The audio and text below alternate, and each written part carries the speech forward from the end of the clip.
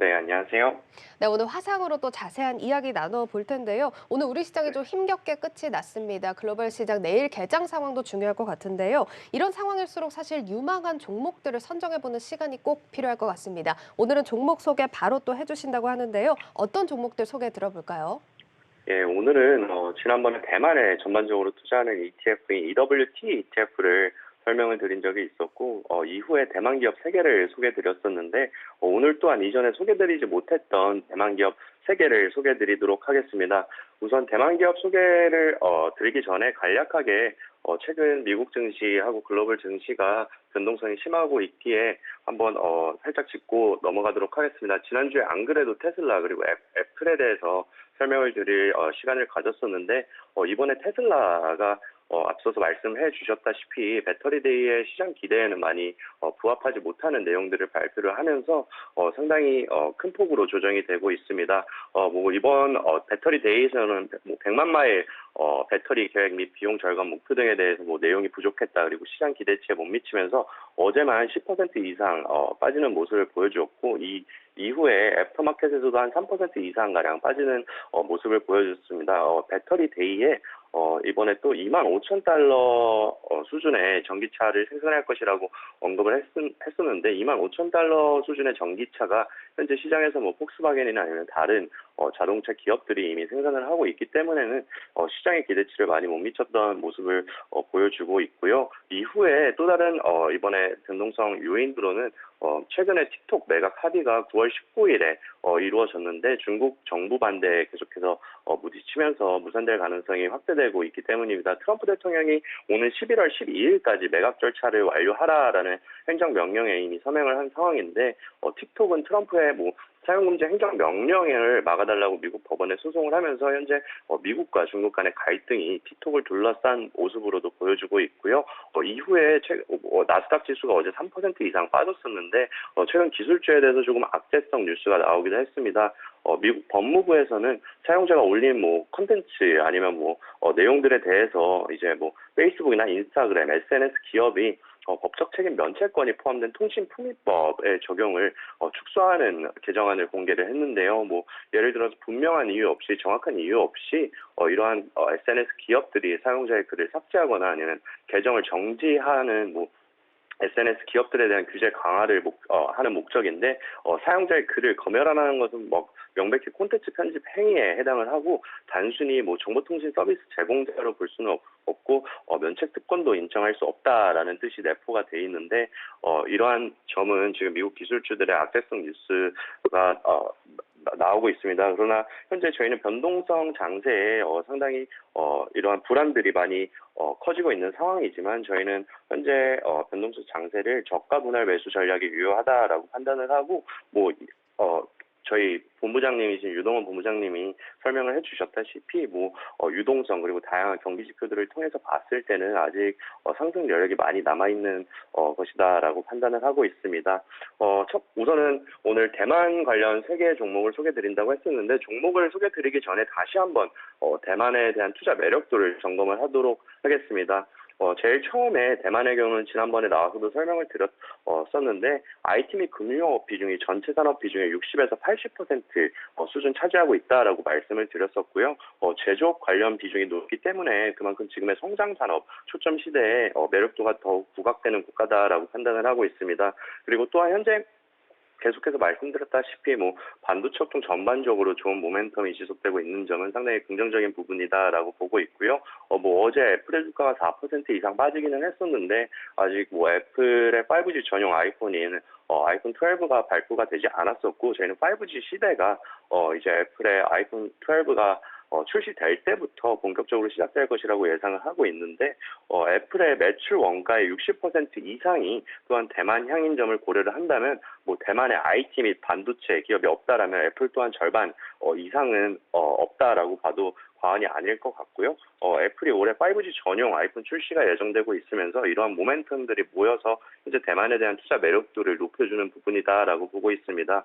이외에 현재 대만의 정부 부채 비율을 볼 때 30% 수준으로 한국보다도 낮고 대외부채 및 외환 보유고를 보더라도 현 시점에서 대만이 경제 위기에 빠질 가능성은 전 세계에서 가장 낮다라고 봐도 무방할 것 같고요.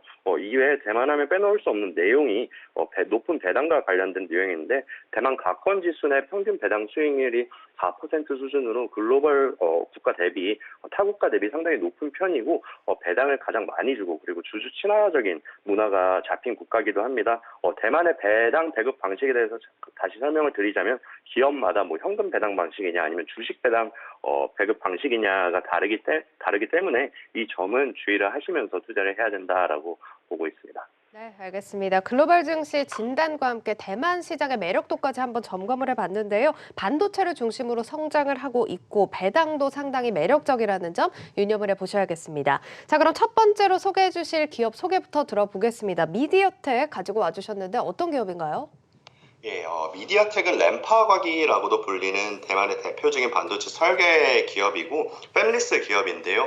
스마트폰 어플리케이션 프로세스 칩부터 IoT 5G에 들어가는 칩 설계 기업입니다. 뭐 저희가 이미 친숙하게 알고 있는 미국의 퀄컴과 피어 그룹으로 분류되고 있는 기업이고요. 퀄컴에 이어서 글로벌 스마트폰 어플리케이션 프로세서 칩 시장 점유율이 2위, 중국 내 시장 점유율은 1위를 차지하고 있는 대만의 대표적인 반도체 기업입니다. 뭐 아직까지는 미국에 상장되지 않았고 미국 시장에서는 거래가 되지 않기 때문에 대만 거래소를 통해서 거래를 하실 수가 있고요. 미디어텍은 1997년도에 설립된 기업이고 현재 미디어텍의 투자 모멘텀이 유효하다라고 판단을 하기 때문에 투자 포인트를 설명드리도록 하겠습니다. 네, 퀄컴에 이어서 글로벌 스마트폰 시장 점유율 2위, 중국 내에서는 1위를 기록하고 있는 기업입니다. 미디어텍 투자 포인트 잡아볼까요?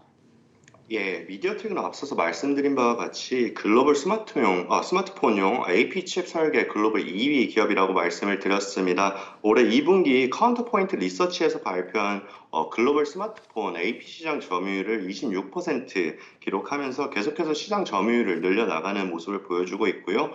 물론 아직까지 시장 점유율 1위인 기업의 퀄컴에 비해서는 다소 뒤처져 있지만 퀄컴이 올 2분기 약 29%의 시장 점유율을 기록한 것으로 보아 미디어텍이 점점 따라가고 있는 모습을 보여주고 있다라고 판단을 하고 있고요. 중국 내에서는 시장 점유율을 38.3%까지 끌어올리면서 이번에 처음으로 퀄컴을 넘어서 1위를 기록하기도 했습니다. 참고사항으로는 뭐 우리나라의 삼성전자의 AP 칩 설계에 있어서는 5위를 기록하고 있고요. 중국의 하이실리콘 그리고 자체 반도체 설계에 들어간 애플에 이어서 삼성전자 같은 경우는 5위를 기록을 했습니다. 물론 미디어텍이 현재 퀄컴의 스냅드래곤 시리즈보다 성능이 다소 떨어진다라는 평이 있지만 가격 면에서는 저렴하기 때문에 가성비를 앞세운다는 평이 있고요. 가성비를 기반한 성장 외에도 이렇게 미디어텍이 성장을 보이고 있는 또 다른 이유는 미국이 화웨이 제재를 하기 시작했는데 이로 인한 수혜를 가장 많이 받고 있는 기업이기도 하기 때문입니다.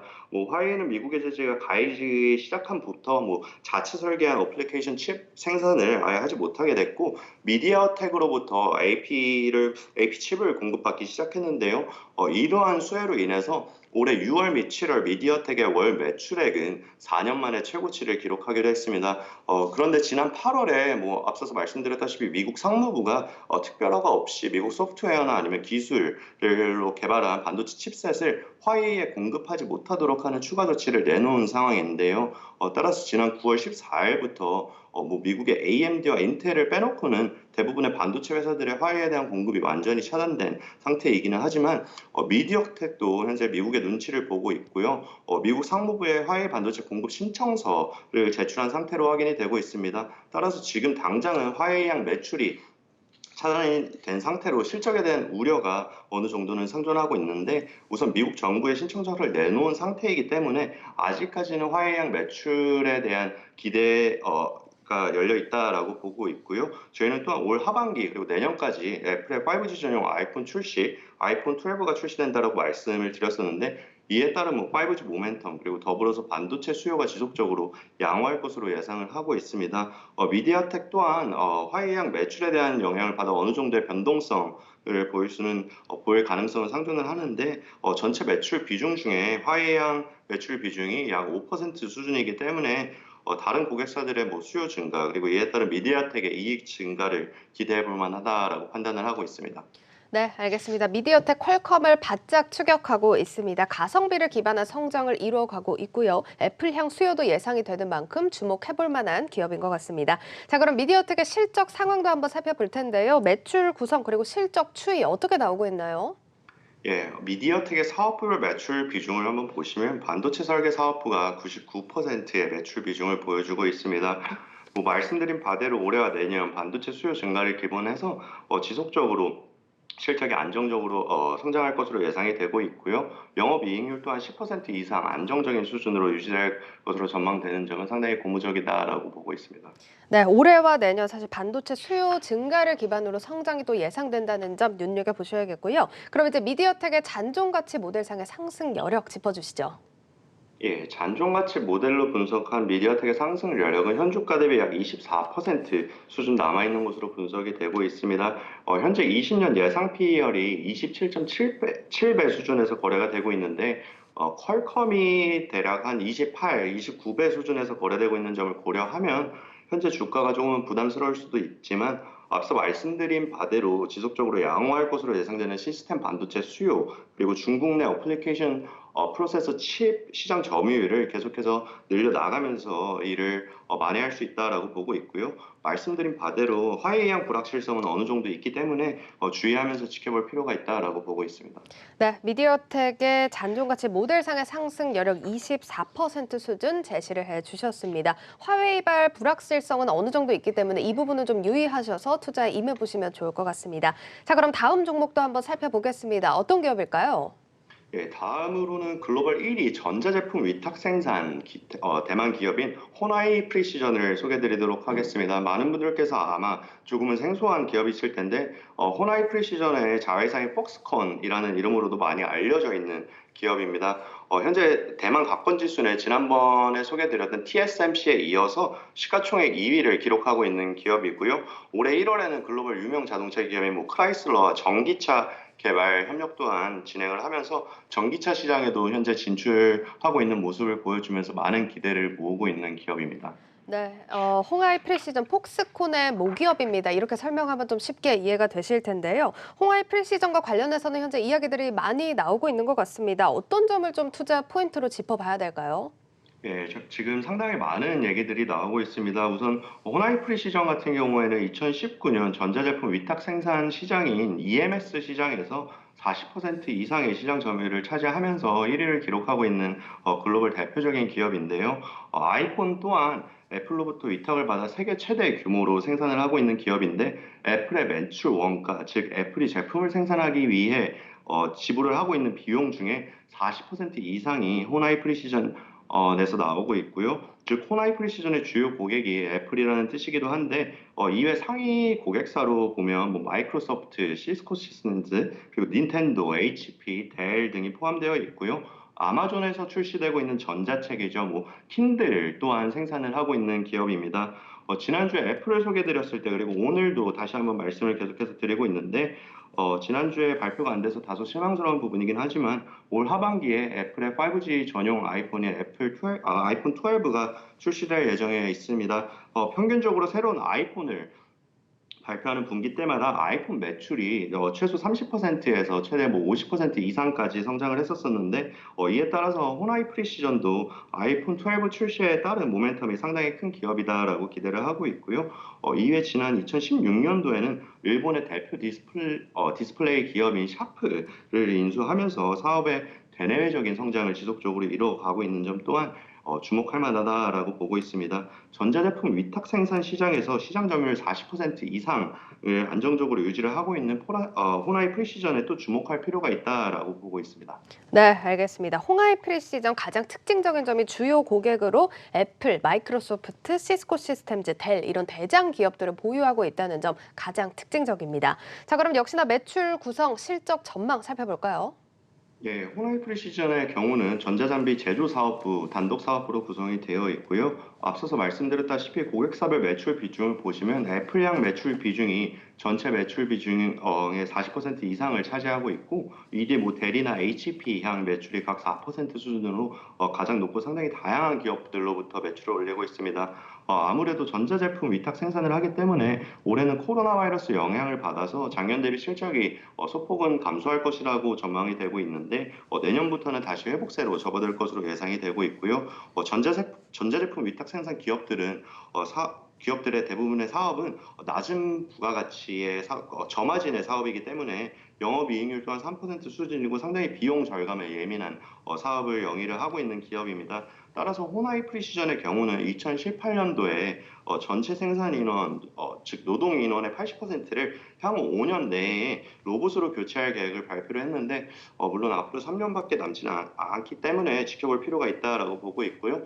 최근 공장들, 호나이 프리시전의 공장들이 스마트 공장으로 전환을 하고 있기 때문에 비용을 절감하면서 이익률을 끌어올릴 것이라고 예상이 되고 있는 기업입니다. 네, 이 홍하이 프리시전 매출 비중의 50% 육박하는 수준이 애플에서 나오고 있다는 점 눈여겨볼 만하겠고요. 이에 따라서 하반기 또 성장성을 가져간다는 특징이 있겠습니다. 자, 그럼 역시나 상승 여력도 한번 체크를 해볼게요. 꽤 높게 나올 것 같은데 얼마나 나오고 있나요? 예, 맞습니다. 호나이 프리시즌의 잔존가치 모델상 상승 여력은 예상 ROE 9.9% 그리고 리스크 프리미엄 5%를 적용을 했을 때 현주가 대비 약 137% 수준 상승 여력이 남아있는 것으로 분석이 되고 있고요. 저희는 지속해서 애플양 매출 비중이 점점점 늘어날 것이라고 예상이 되고 있는 호나이 프리시전에 대해서도 주목을 할 필요가 있다라고 보고 있습니다. 네, 이렇게 대만의 유망 반도체 기업들 설명 들어보고 있습니다. 홍하이 프리시전 지금 현재 잔존 모델 가치상의 상승 여력이 137%로 매우 크게 나오고 있다는 점 특징으로 꼽아보시면 좋을 것 같습니다. 자, 그럼 마지막 종목도 소개를 들어보겠습니다. 어떤 종목 가져와 주셨나요? 예, 마지막으로 소개드릴 기업은 이전에 소개드린 두 기업보다 덜 친숙한 기업이라고 보고 있는데 야기오라고 불리는 글로벌 최대 칩 저항기 제조 대만 기업입니다. 야기오는 1977년도에 설립이 됐고요. 칩 저항기뿐 아니고 MLCC 부분에서도 글로벌 탑3 안에 드는 기업이고 현재 시장 점유율을 지속해서 증가되고 있는 기업입니다. 현재 전 세계 40개 이상의 공장 그리고 10개 이상의 R&D 연구소 시설을 구축하고 있고 현재 MLCC 사업부를 기반해서 사업을 지속적으로 성장시키고 있는 기업입니다. 네, 글로벌 최대 칩 저항기 제조 기업입니다. 또 이제 MLCC 부문에서도 글로벌 탑3 기업 안에 꼽히고 있는 야교 이야기를 나눠볼 텐데요. 그러면 또 이제 투자 포인트 어떻게 꼽아볼까요?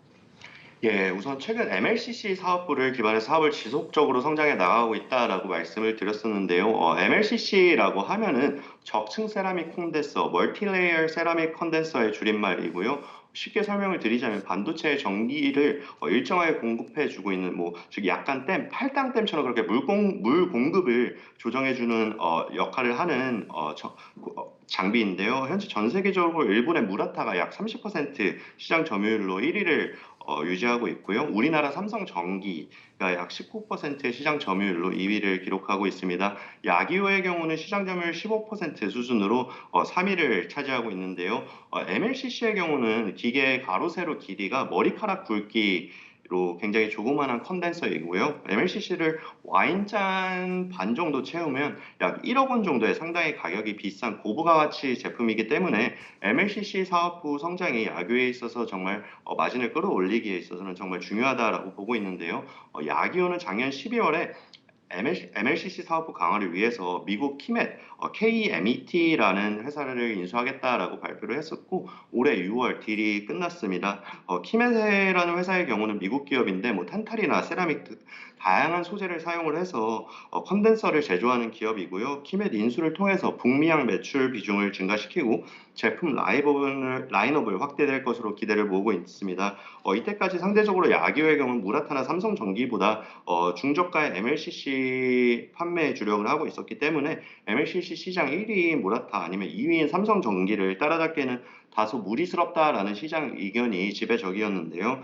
이번 인수를 통해서 1위 무라타 그리고 2위 삼성전기와 시장 점유율 격차를 좁힐 수 있을지 지켜볼 필요가 있다라고 보고 있고요. MLCC 제품 상용화를 위해서 현재 다방면으로 노력하고 있는 야기오의 경우는 키멧 인수를 통해서 다양한 제품을 출시하고 신규 고객 확보에 대한 중장기적인 모멘텀은 여전히 기대를 해볼 만하다라고 보고 있습니다. 네, 이제 MLCC 사업이 비중이 커지면서 같이 또 성장 수혜를 받아가는 야교입니다. 잔존가치 모델상의 상승 여력 한번 체크해 볼게요. 예, 야기호의 잔존가치 모델상 상승 여력을 분석해본 결과 예상하루 27% 그리고 리스크 프리미엄 5%를 적용을 했을 때 현주가 대비 약 300% 이상의 상승 여력이 남아있는 것으로 분석이 되고 있습니다. 앞서서 말씀드렸다시피 현재 미국 기업 티넷을 인수로 승부수를 띄운 야구의 경우는 다양한 제품 출시 그리고 신규 고객 확보를 기반해서 중장기적인 성장성에 을 보고 투자를 진행해야 된다라고 보고 있습니다. 네, 알겠습니다. 야교 같은 경우는 뭐 300% 넘는 성장 여력이 남아 있다는 점 가장 크게 특징적으로 꼽아볼 수가 있겠습니다. 자, 지금까지 유한타증권 글로벌 인베스트먼트 본부 임건희 연구원과 유망 종목 3개 꼽아봤습니다. 감사합니다.